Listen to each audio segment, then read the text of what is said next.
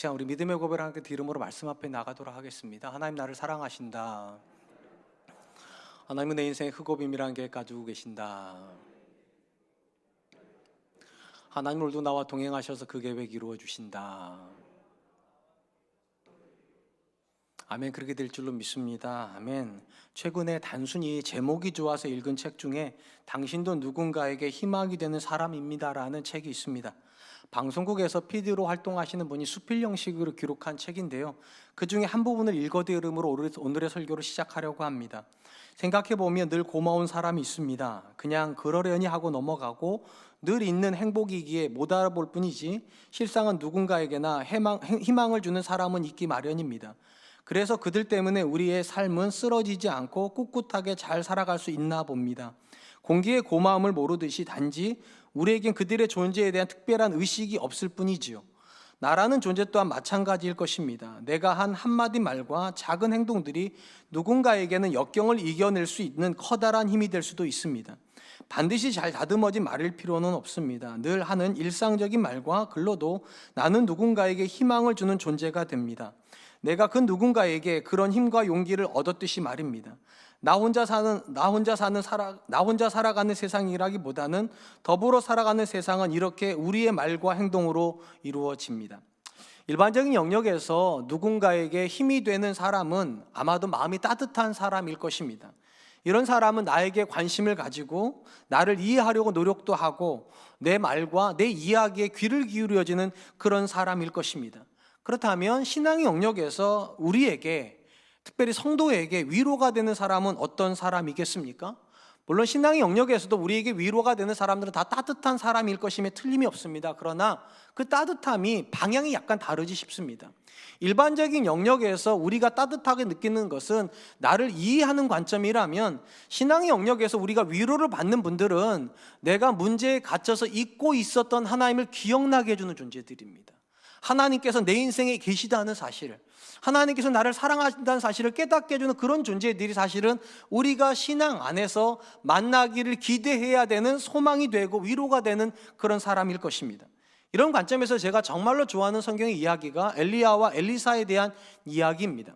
여러분이 아시는 것처럼 사역적 관점에서 엘리야와 엘리사는 스승과 제자의 관계에 있습니다. 하나님께서 어느 날 엘리야에게 승천의 날을 이야기를 하십니다. 하나님이 엘리야를 데리고 가시려고 하시고 그 엘리야에게 사역의 그러니까 사역을 계승할 사람으로 엘리사를 지목해 주십니다. 이렇게 해서 두 사람은 함께 거하게 됩니다. 주목할 것은 엘리사는 이방인이 아니라 이스라엘 사람이었기 때문에 엘리사는 엘리야를 만나기 이전에 이미 하나님을 알고 있습니다. 근데 특이한 것은 엘리사가 엘리야를 만나고 나서부터 그가 아는 하나님은 전혀 다른 하나님이 되어버렸다는 겁니다. 성경이 이렇게 표현을 해요. 엘리야의 하나님이라고. 엘리사가 알고 있었던 하나님과 엘리야가 알고 있는 하나님은 같은 하나님인데 전혀 다른 하나님이시더라는 거예요. 이 부분을 가장 잘 보여주는 부분이 엘리야가 엘리사 곁을 떠나고 하나님께로 돌아간 다음에 혼자 남았던 엘리사가 이렇게 말하는 장면입니다. 엘리야의 하나님은 어디 계시나이까? 분명히 이전에 엘리사도 하나님을 알았는데 그가 엘리야를 통해서 만나는 하나님은 가까이 계신 하나님입니다. 나에게 관심을 가지시고 능력 베푸시기를 기뻐하실 뿐만 아니라 능력에 한계가 없는 분, 그 하나님이 엘리사에게는 엘리야의 하나님이었던 것입니다. 그런 점에서 엘리사에게 엘리야는 위로가 되는 사람입니다. 하나님이 가까이 있다는 사실을 보여주는 존재이고 하나님이 지금도 살아계시다는 것을 체감하게 해주는 그런 존재이기 때문입니다. 성도가 자기의 삶에서 매일같이 하나님의 살아계심을 생생하게 경험하고 있다면 우리에게 위로가 되는 신앙인은 필요 없을 수도 있어요. 그냥 내 자체로 나한테 위로가 되니까. 근데 지난 52주를 돌아보시면 여러분은 늘 한결같이 하나님의 위로를 경험하고 하나님의 살아계심을 체험하며 하나님께서 생생하게 내 인생에서 일하고 계시다는 걸 늘 경험하셨습니까? 저한테 물어본다면 저는 이렇게 대답할 거예요. 때때로 그랬습니다. 그리고 어떤 순간에는 정말 깊은 우울감도 있었고 짙은 어둠 속에 빠져 있는 것 같이 마치 나 혼자 있는 것 같은 외로운 시간도 있었습니다. 그런 시간이 있기 때문에 우리에게는 내 신앙을 깨우쳐주는, 내 인생에 하나님이 계시고 지금도 하나님이 일하고 계시다는 걸 사실을 보여주는 누군가가 있어야 돼요. 우리에게는 이 위로가 되는 사람이 필요합니다. 오늘 본문 말씀은요, 이 본문의 저자인 바울이 자기가 만나고 있는 하나님이 어떤 하나님인지를 소개합니다. 단적으로 말하면 바울이 만나고 있는 하나님은 위로의 하나님이십니다. 오늘 본문 말씀 1절로 고린도후서 1장 3절 말씀입니다. 찬송하리로다. 그는 우리 주 예수 그리스도의 하나님이시요 자비의 아버지시요 모든 위로의 하나님이시며, 바울은 하나님을 3종으로 소개합니다. 먼저는 우리 주 예수 그리스도의 하나님이시고, 두 번째로 자비의 아버지시며, 세 번째로 모든 위로의 하나님이시다. 이 하나님에 대한 소개에서 가장 중요한 건 첫 단락입니다. 하나님께서 예수 그리스도의 아버지가 되신다. 이게 왜 가장 앞에 와 있는가? 예수 그리스도를 통해서만 우리가 하나님을 자비의 아버지로 나를 위로하시는 분으로 만날 수 있기 때문입니다. 더 쉽게 말씀드리면, 누군가가 예수를 믿는다는 말은요, 예수님을 통해서 하나님 내 아버지가 되신다는 걸 인정한다는 것이고, 하나님이 내 아버지가 되신다는 걸 인정한다는 말은 그 하나님이 나를 위로하신다는 사실을 받아들이는 것입니다. 당연히 저와 여러분들이 예수를 믿고 있다면 저와 여러분들은 하나님의 위로를 받고 있어야 하는 것입니다. 우리가 오늘 본문에서 먼저 주목하려고 하는 것은 하나님은 우리를 위로하시는 분이라는 사실입니다. 이게 왜 중요합니까? 하나님이 우리 인생에 문제를 주시는 분이시기 때문입니다. 안타깝게도 우리가 생각하는 것처럼 신앙의 연수가 늘어나고 믿음의 깊이가 깊어지고 또 신앙이 성숙하면 문제가 없을 거라고 생각하지만 정반대입니다. 믿음이 깊어질수록, 신앙이 성숙할수록 문제는 더 자주 옵니다. 그리고 놀라운 것은 하나님이 이렇게 말씀하시는 거예요. 고난만 주시는 분이 아니라 하나님은 위로하시는 분이시다. 여기서 차이가 벌어지는 것이 있습니다. 어떤 사람은 고난만 받습니다. 또 어떤 분은 고난과 함께 주시는 위로도 받고 있다는 거예요. 어떤 존재가 고난을 이깁니까? 하나님의 위로를 함께 받고 있는 사람입니다. 주목할 것은 이 본문에서 사도 바울이 위로한다라고 번역하고 있는 이 단어가 시제가 현재형입니다. 헬라어에서 현재형은요, 언제나란 뜻입니다. 하나님은 언제나 위로하신다. 하나님은 항상 당신을 위로하신다. 그러니까 하나님은 문제를 주시고 위로 안 하신 적이 없다는 거예요. 그렇기 때문에 고난을 받을지라도 여전히 우리에게 소망이 있는 이유가 무엇입니까? 고난만 오는 현장은 없기 때문입니다. 사도 바울이 말하는 거, 예수 그리스도 안에서 하나님을 아버지로 만나고 있다면 반드시 이 사람은 하나님이 위로하시는 분이라는 사실을 경험하고 있어야 된다고. 우리가 이 사실을 망각하기 때문에 고난이 그냥 고통스러운 시간이 되는 겁니다. 위로가 있어야 견디는데 위로는 빼놓고 고난만 받으니까 고통스러운 거죠. 분명한 건 우리 육체의 고난은 고통이 맞습니다. 그러나 우리 영혼에게 고난은 위로의 현장이 됩니다. 하나님이 내 인생에 계시는구나. 하나님이 나를 아시는구나. 우리는 고난을 통해서 그걸 경험하게 되는 것입니다. 성도가 고난의 시간에 하나님을 경험하는 방법이 크게 세 가지가 있는 것 같습니다. 첫 번째는 말씀을 들음으로 하나님의 위로를 경험하게 됩니다. 고난이 주는 가장 큰 유익이 있다면 고난은 내게서 사람은 멀어지게 하고 하나님은 가까워지게 한다는 겁니다. 여러분 경험해 보셨겠지만 고난을 당하면 사람들이 다가옵니까 멀어집니까? 대부분의 경우 멀어집니다. 왜냐하면 어떤 사람도 고난 중에 있는 사람이랑 같이 있고 싶어 하지 않기 때문입니다. 대신에 고난이 되면 다가오시는 분이 계세요. 하나님이 다가오십니다. 오늘 본문에 위로한다라는 단어의 문자적인 뜻은 가까이 부른다는 뜻입니다. 그래서 누군가 이렇게 얘기했다 말씀드렸잖아요. 고통은 하나님의 초대장이라고. 내가 너를 만나고 싶다고, 내가 너를 위로하고 싶다고, 그래서 보내시는 거라고. 성도에게 있어서 하나님께서 고통이 왜 미움의 영역이 아닐까요? 고통 안에는 위로가 있고 이 위로를 받을 때 우리는 경험하는 것이 있어요. 하나님이 가까이 계시는구나. 그리고 하나님은 주로 가까워지는 사람들을 향해서 어떻게 말씀하시는가? 하나님의 말씀을 통하여서 말씀하십니다. 목회 현장에 있다 보면 성도님들이 이렇게 말씀하시는 분들 보게 돼요. 저의 설교를 들었거나 어떤 목사님 설교 듣고 다 마찬가지인 것 같아요. 목사님, 오늘 저는 목사님을 통해서 하나님 음성을 들었어요. 내가 너무 고통스러웠는데 오늘 하나님의 말씀을 들으면서 제가 위로받았어요. 그럼 참 기분이 좋아요. 내가 쓰임받았구나 이런 생각이 드니까. 근데 조금 들여다보면 제가 설교를 잘했거나 목회자들이 설교를 잘했기 때문이 아니에요.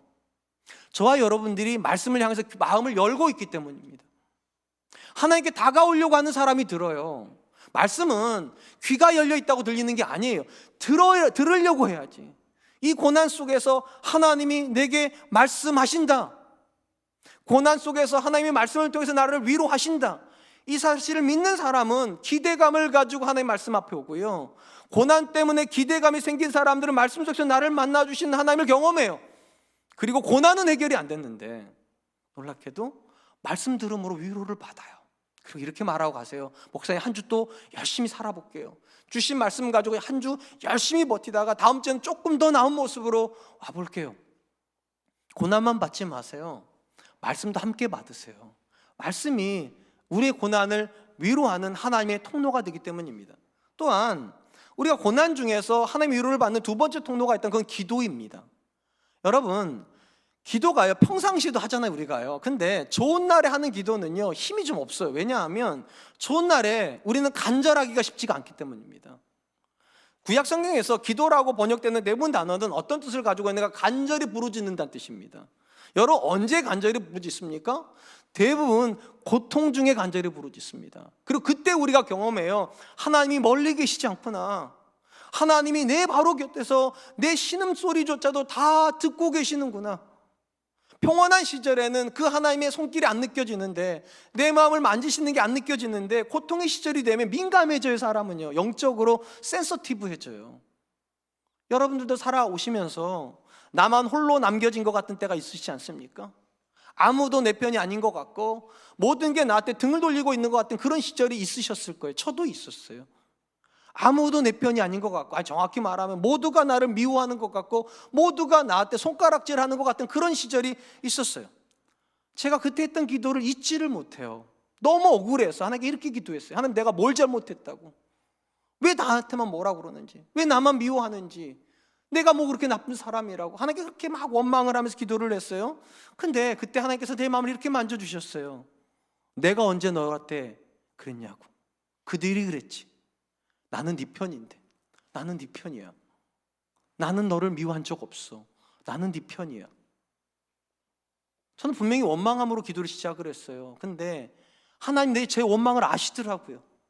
제 마음의 슬픔을 아시더라고요. 제가 눈물이 진짜 없어요. 근데 하나님이 제 마음을 만져주시니까 대성통곡을 하게 되더라고요. 하나님이 멀리 계시지 않구나. 고난을 받으셨는데 기도를 안 하십니까? 위로받기를 포기하시는 거예요. 고난을 받으셨으면 지금이야말로 가까이 계시는 하나님을 만날 수 있는 기회예요.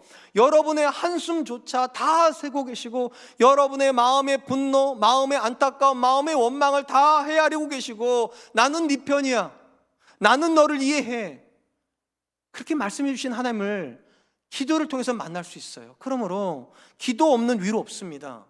위로받고 싶으시다면 하나님께 나아가십시오. 세 번째로, 고난의 상황에서 하나님께 우리에게 주시는 위로의 통로가 되는 것은 내 옆에 두신 사람들입니다. 왜 하나님께서 내 옆에 그렇게 많은 사람들을 두셨을까요? 왜 배우자를 두시고 자녀를 두시고 성도들을 두시고 교회를 두셨을까요? 물론 여러 가지 이유가 있을 거예요. 그 중에 하나는 그들을 통해서 여러분을 위로하시려고 하시는 거예요. 사도 바울이 위대한 믿음의 사도임에도 불구하고 그는 어려움 당할 때마다 어떻게 합니까? 기도를 요청해요. 그들한테. 자기가 하나님 앞에 기도해도 될 터인데 그는 자기 옆에 있는 사람들한테 기도해 달라고, 그들이 자기 옆에 있다는 것이 위로가 된다고. 하물며 사도 바울도 사람을 통해서도 위로를 받는데, 우리가 내 옆에 있는 사람들한테 위로를 못 받고 있다는 건 불행 아닙니까? 참 불행이에요. 하나님이 괜시리 그 배우자를 여러분 옆에 두시지 않으셨어요. 괜히 그 자녀를 여러분에게 주신 거 아니고, 괜히 그 성도를 여러분 옆에 두신 거 아니에요. 그들을 통해서 위로 받으시라고. 여러분들은 노래 좋아하십니까? 찬송가 물론 좋아하실 것이고, CCM도 좋아하실 것이고, 가요는 좋아하십니까? 저는 조금 좋아합니다. 제가 라디오를 틀어놓고 이제 운전을 하는데 가요가 나와요. 그러니까 제가 기독교 방송을 틀어놓는데도 기독교 방송에서도 가요가 나오더라고요. 가요가 나와요. 어떤 가요는 그냥 흘러들어요. 근데 어떤 가요는요, 가사를 새기면서 듣는 노래가 있어요. 흔히 건전가요라고 부르는 가사들이 그렇습니다. 가사 안에 메시지가 있어요. 그 중에 제가 정말 좋아하는 노래가 하나가 있어요. 다행이다라고 하는 노래입니다. 이적이라고 하는 가수가 불렀는데요, 가사가 너무 따뜻해요. 한번 들어보세요. 그대를 만나고 그대의 머릿결을 만질 수 있어서, 그대를 만나고 그대와 마주보며 숨을 쉴 수가 있어서, 그대를 안고서 힘이 들며 눈물 흘릴 수가 있어서 다행이다. 그대라는 아름다운 세상이 여기 있어줘서, 거친 바람 속에도 젖은 지붕 밑에서도 홀로 내팽겨 있지 않다는 게, 지친 하루살이와 고된 살아남기가 행여 무의미한 일이 아니라는 게, 언제나 나의 곁에 지켜주던 그대라는 놀라운 사람 때문이라는 거, 그대를 만나고 그대와 나눠 먹을 밥을 지을 수 있어서, 그대를 만나고 그대의 저린 손을 잡아줄 수 있어서, 그대를 만나고 되지도 않는 위로라도 할 수 있어서 다행이다. 그대라는 아름다운 세상이 있어줘서. 이 노래는 이적이라고 하는 가수가 자기 아내를 위해서 만든 노래랍니다. 제가 이 가사에서 가장 은혜 받는 거, 그대라는 세상이 있어서, 그대라는 아름다운 세상이 있어서, 그대라는 놀라운 사람이 있어서. 저는요, 세상은 항상 제가 아는 사람 바깥에 있다고 생각했어요. 무슨 말이냐면, 저를 미워하는 사람이 세상이라 생각했어요. 그래서 저를 아무리 지지를 해줘도요, 저를 미워하는 사람이 있으면 슬펐어요. 근데 이적은요, 그대라는 아름다운 세상이래요. 자기 아내가 세상이래요. 다 미워해도, 다 등 돌려도 네가 내 세상이라고, 네가 나를 사랑해 주니까, 너가 내 저린 손을 잡아주니까, 비 오는 날 처마 밑에서 같이 비를 맞아주는 너라는 아름다운 세상이 있어서 다행이다. 다행이다. 제가 이 설교를 준비하면서 저는 인생이 안 다행이었구나. 저한테도 아내가 있거든요. 저한테도 자녀들이 있어요. 저한테도 저를 사랑해주는 성도들이 있어요. 근데 저는 이상하게 그분들이 모인 게 아니라 저를 미워해주는, 미워해준다기 좀 이상하긴 한데, 미워하고 저를 싫어하고 반대하고 책망하는, 저는 그 사람들이 세상인 줄 알았어요. 그래서 늘 괴로웠어요. 이 노래를 들으면서 제가 반성했어요. 나를 사랑하는 사람이 내 세상인데, 여러분을 지지해주는 사람들이 여러분의 세상인데, 왜 여러분을 책망하는 사람이 세상인 줄 알고 그 사람들 때문에 울고 그 사람 때문에 괴로워하고. 하나님 뜻은 그게 아닌데, 하나님은 여러분 옆에다 두신 그 사람들이 여러분의 세상이 되어주는 겁니다. 그래서 그 딸 때문에 웃을 수 있고, 그 남편 때문에 감사할 수 있고, 그 아내 때문에 힘겨운 하루살이를 해낼 수 있는 것, 그게 하나님의 위로예요. 제발 말씀만으로 위로받으려고 하지 마시고, 기도만으로 위로받으려고 하지 마시고. 물론 이 두 가지가 위로의 통로가 맞아요. 근데 여러분의 손을 잡아줄 수 있는 그 사람 때문에도 위로받으세요. 하나님이 그 사람한테 위로받으라고 여러분 옆에다가 그들을 두셨어요. 저도 이제는 다행이라고 생각하고 살려고요. 저도 저를 사랑해주는 세상이 있어요. 여러분도 있어요. 여러분의 배우자가 여러분의 세상이 될 수 있어요. 여러분의 자녀가 여러분을 품어주는 다행스러운 세상이에요. 사랑하는 성도 여러분, 어느 날 저희 큰아이가 저한테 이런 이야기를 했습니다. 아빠, 내가 왜 그렇게 열심히 공부했는 줄 알아? 저는 우리 아이가 욕심이 많아서 공부 열심히 한 줄 알았어요. 근데 우리 아이가 이렇게 얘기를 하더라고요. 혹시라도 내가 공부를 못하면 아빠 목회에 걸림돌 될까 봐. 그 말을 듣는데 정말 미안했어요. 우리 아이가 내 인생에 걸림돌 될까 봐 그걸 걱정했다는 게 너무 미안했어요. 근데 또 한편으로 굉장히 감사했어요. 요놈이 내 편이구나. 요놈이 내 위로였구나. 근데 참 안타깝게도요, 제가 진짜 괴로웠을 때 우리 아이가 공부 열심히 했던 때인데 전 그때 위로 못 받았어요. 몰랐어요. 저는 제 아이가 저의 위로라는 걸 몰랐어요. 한참 지나고 나서 위로가 필요 없을 때 이야기를 들은 거예요. 제가 미련한 거죠. 제 위로가 멀리 있지 않았는데 가까이서 아빠 인생에 걸림돌 되지 않으려고, 아빠 지켜주려고 그렇게 열심히 사는 아들이 있었는데, 그렇게 열심히 요리해주는 제 아내가 있었는데 저는 몰랐어요. 이게 하나님의 위로라는 거를. 여러분, 저처럼 미련하게 사시는 분이 계십니까? 위로가 멀리 있는 줄 알고 엄청난 일이 벌어져야 내가 오늘 위로를 받을 수 있을 것처럼 그렇게 착각하고 있는 분들이 계십니까? 아니에요. 하나님의 위로에는 가까이 있어요. 파랑새가 멀리 있지 않잖아요. 우리 집 세장에 파랑새가 있는데 멀리 다니면서 파랑새가 있는 줄 알고 위로가 있는 줄 알고. 하나님은 여러분을 위로하십니다. 하나님이 위로이시고요, 하나님이 여러분의 옆에 두신 그 남편이 위로예요. 그 남편이랑 잘 지내세요. 그 아내가 여러분의 위로예요. 그 아내랑 잘 지내세요. 그 자녀가 여러분의 위로예요. 어느 날 머리가 희끗해지고 나서야 내 자녀가 나한테 위로, 그런 소리 하지 마시고, 지금 네가 내 인생의 힘이다. 아빠가 너 때문에 산다. 엄마가 너 때문에 산다. 그렇게 말할 수 있기를 주님의 이름으로 축원드립니다. 한편 바울 사도는 하나님께서 하나님으로 말미암아 우리가 위로를 받을 때 이 위로에 분명한 목적이 있다라고 그렇게 이야기를 하십니다. 4절로 6절 말씀이에요. 우리의 모든 환난 중에서 우리를 위로하사 우리로 하여금 하나님께 받는 위로로서 모든 환난 중에 있는 자들을 능히 위로하게 하시는 이시로다. 그리스도의 고난이 우리에게 넘치는 것 같이 우리가 받는 위로도 그리스도로 말미암아 넘치는도다. 우리가 환난 당하는 것도 너희가 위로와 구원을 받게 하려는 것이요 우리가 위로를 받는 것도 너희가 위로를 받게 하려는 것이니 이 위로가 너희 속에 역사하여 우리가 받는 것 같은 고난을 너희도 견디게 하느니라.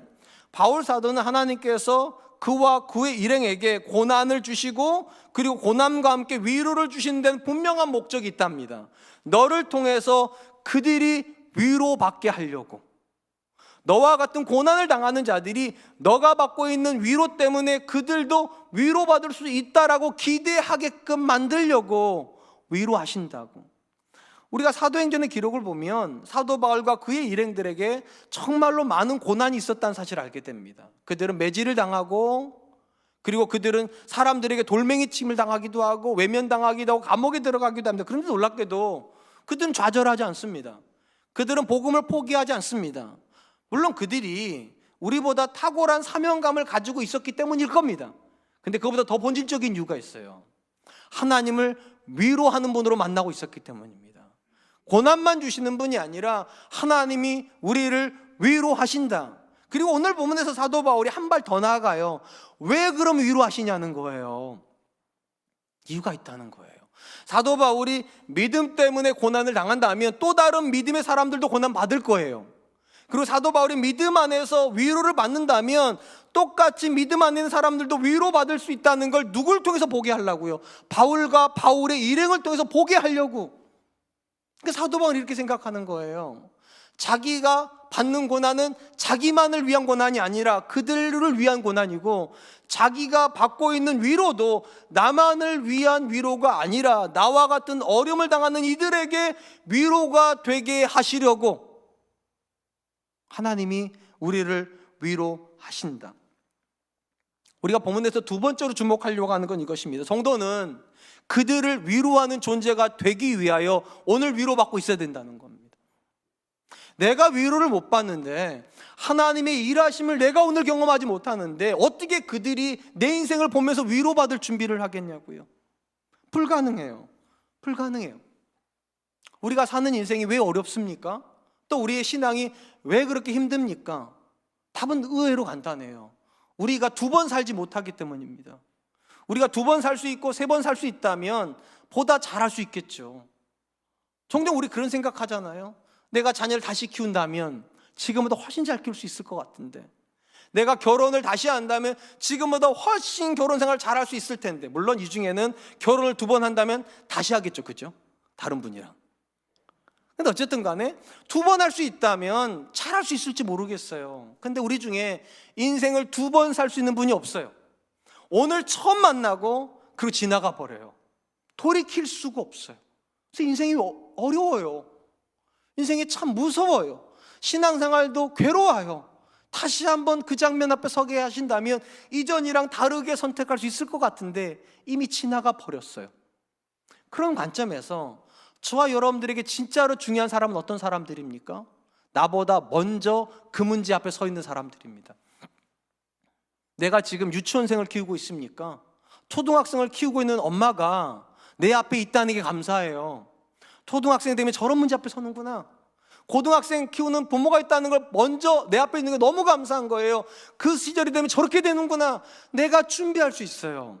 모르면 준비 못하는데 그들이 내 앞에 있어주기 때문에, 그들이 살아주는 것만으로도 나한테 답이 되어줘요.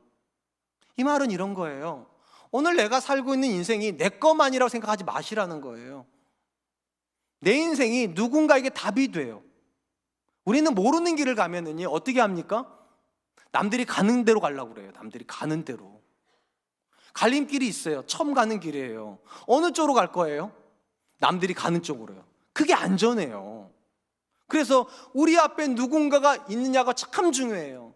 그가 가는 길을 나도 갈 거고요, 그가 풀어내는 방식으로 나도 문제를 풀 것이기 때문입니다. 그래서 바울이 말하는 거예요.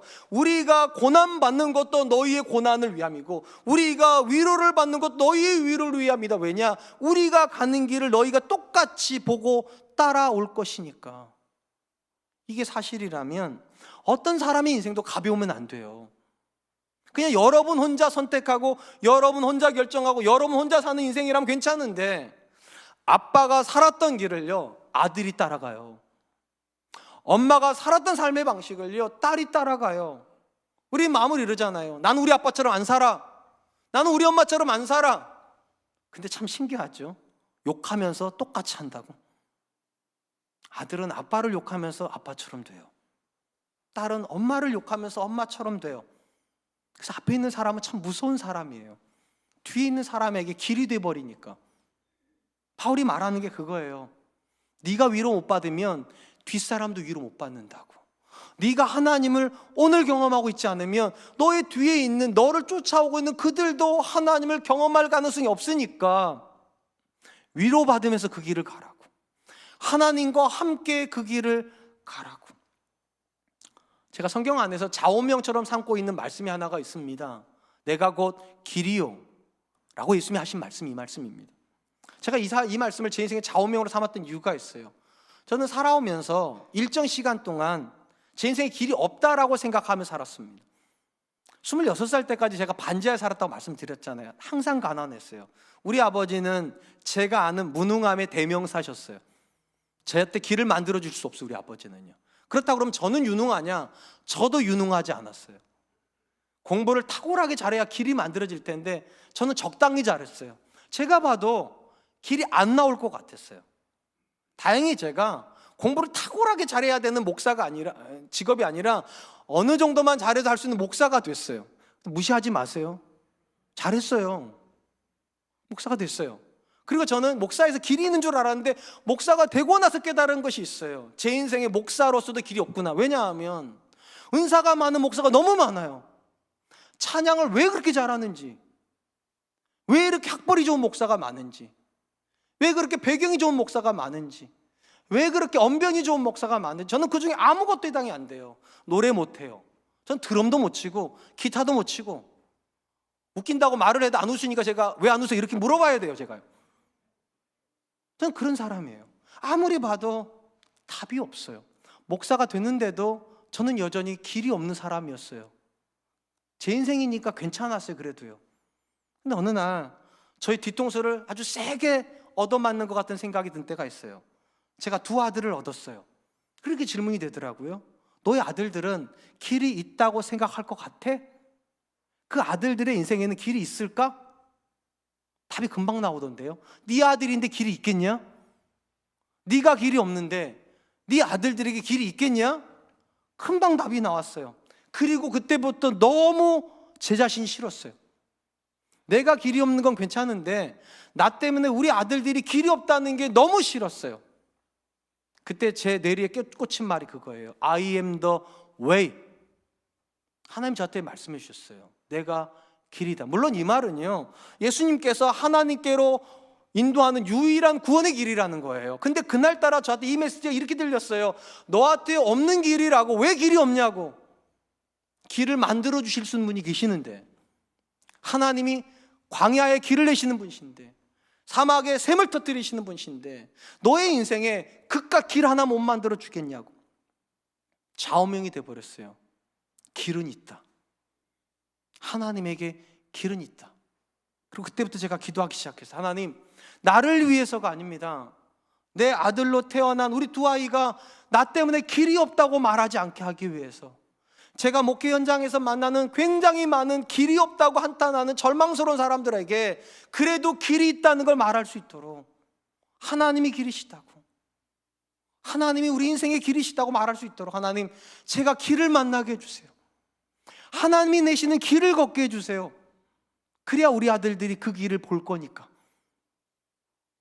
그렇게 24년을 우리 아들들이랑 살았습니다. 그 길을 찾았어요. 제가 만든 길 아니에요. 기적처럼 하나님이 만들어주신 길이에요. 제가 우리 아들들한테 늘 해주는 말이 있어요. 아빠 인생에 하나님이 길을 내신 분이시라면 너의 인생에도 하나님은 길을 내실 수 있다. 제가 절망하는 사람들에게 늘 해주는 말이 있어요. 제 인생의 99%는 항상 열등감이었다고. 나는 길이 없는 줄 알았다고.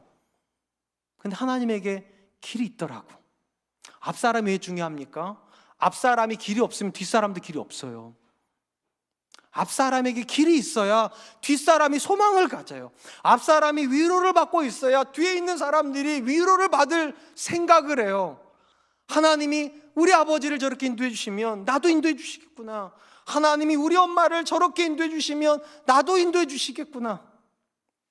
사랑하는 성도 여러분, 지금 여러분이 만나고 있는 문제가 여러분만의 문제입니까? 그렇죠. 지금은 여러분이 만나는 문제예요. 근데 내일 여러분의 자녀가 그 문제 앞에 똑같이 설 겁니다.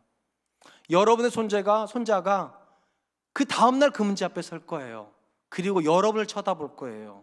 우리 아빠는, 우리 엄마는, 우리 할아버지는, 우리 할머니는 어떻게 이 문제를 풀었을까? 여러분의 답이 그들의 답이 될 공산이 굉장히 큽니다.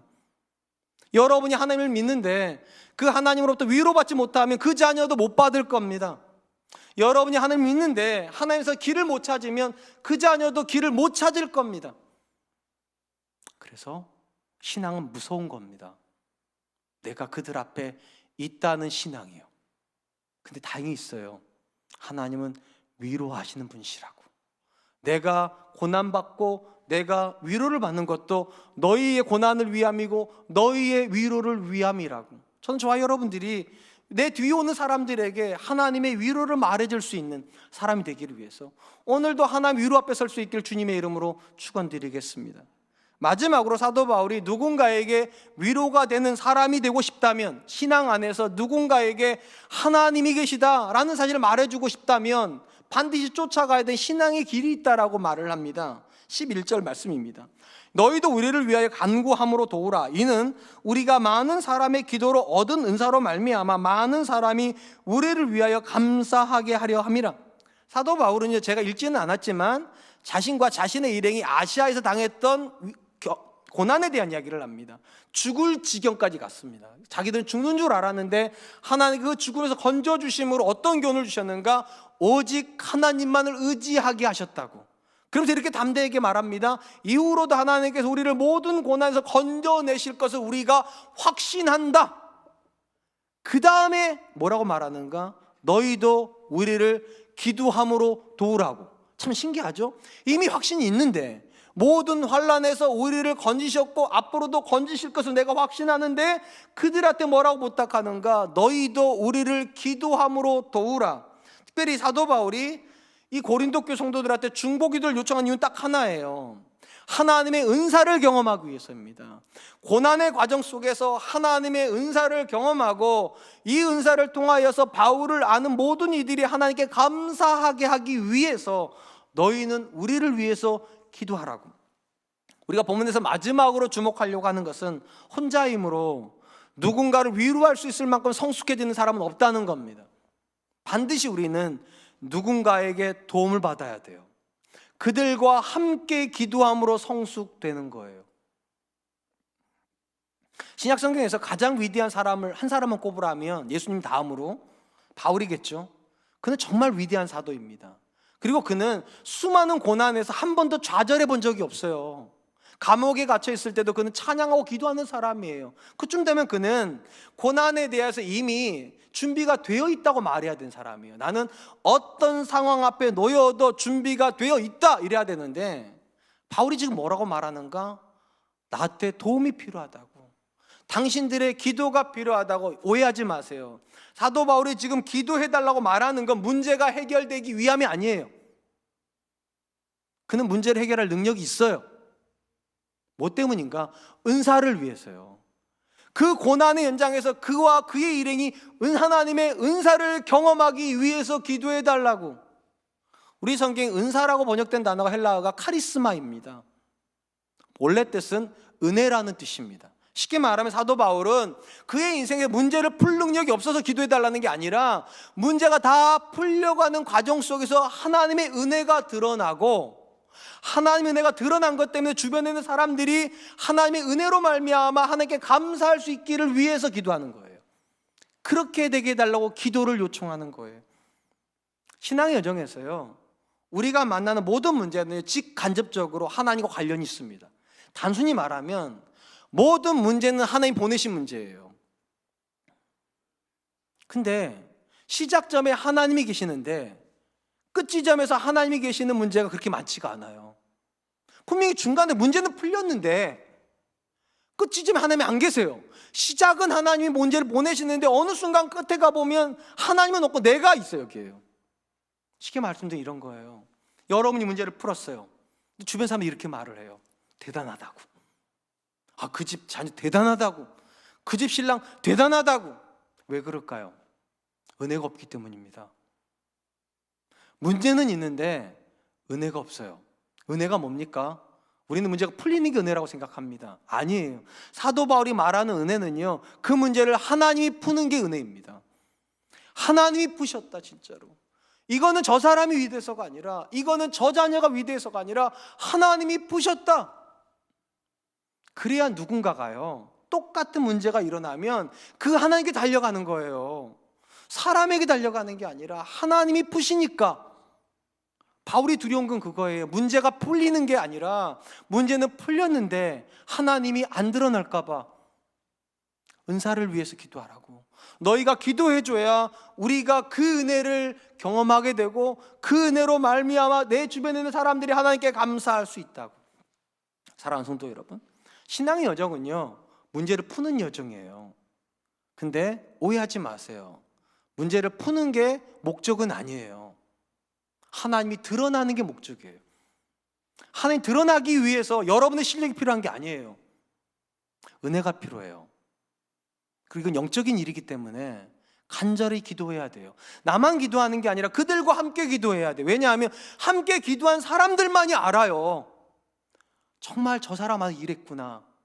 여러분들이 만약에 여러분의 자녀가 여러분 인생에서 하나님 일하심을 경험하게, 함께 경험하기를 원하시면 그 자녀한테 기도를 요청하세요. 함께 기도해 달라고.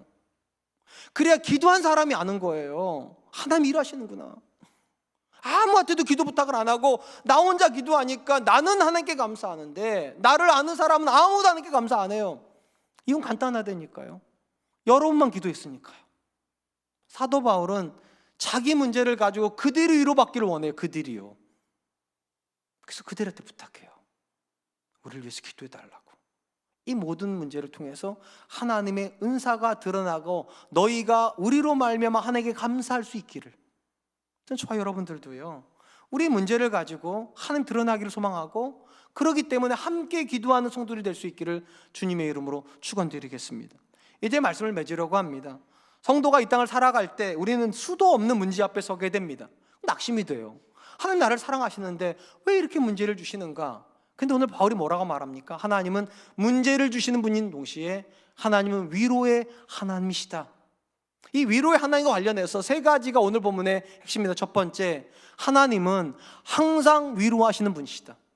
때때로 위로하시는 분이 아니라 언제나 문제를 주시는 모든 상황 속에서 하나님은 우리를 위로하신다. 말씀으로 위로하십니다. 기도로 위로하십니다. 하나님 내 옆에 두신 사람으로 위로하십니다. 위로 받으셔야 돼요. 두 번째, 내가 위로를 받아야 그들이 위로를 받을 수 있습니다. 하나님께서 내 인생에 주신 모든 문제는 나만을 위한 문제도 아니고 나만을 위한 위로가 아니라 그들을 위한 문제이기도 하고 그들을 위한 위로이기도 합니다. 그러니까 기도해야 돼요. 하나님, 나를 통해서 그들이 하나님을 만날 수 있기를. 세 번째, 그들이 나를 통해서 하나님을 만나는 문제는 내 능력의 문제가 아닙니다. 이건 영적인 문제예요. 철저하게 하나님이 일해 주셔야 되기 때문에 내가 그들에게 보여주고 싶은 그 하나님이 계시다면 그들한테 기도를 요청하세요. 나를 위해서 기도해 달라고. 내가 이 문제 앞에 답이 없다고. 하나님이 답이 되어 주시기를. 하나님이 일해 주시기를. 그리고 함께 기도한 사람만 알아요. 하나님이 진짜 일하시는구나. 하나님이 진짜 위로해 주시는구나. 전 저와 여러분들이 하나님의 위로를 경험하고 그 하나님의 위로를 전달할 수 있는 사람들 되시기를 주님의 이름으로 축원드리겠습니다. 이 시간 주신 말씀을 기억하면서 세 가지를 위해서 기도했으면 좋겠습니다. 첫 번째, 하나님 주시는 문제 상황 속에서 문제만 만나는 사람이 아니라 언제나 하나님의 위로를 함께 만나는 사람 되게 해 주십시오. 두 번째, 하나님 내가 경험하고 있는 이 위로가 내 가까이 있는 사람들에게도 위로가 될 수 있도록 도와주십시오. 내 인생에 살아계신 하나님은 내 자녀 인생에도 살아계신다는 것을 그들이 경험하게 해주고, 세 번째, 이 일이 내 능력 안에 있는 일이 아니기 때문에 하나님 함께 기도하면서 간절히 하나님의 은혜를 구하는 사람들 되게 하여 주시옵소서. 우리 같이 한 번만 기도하도록 하겠습니다. 기도하겠습니다. 하나님 많으신 하나님 감사합니다.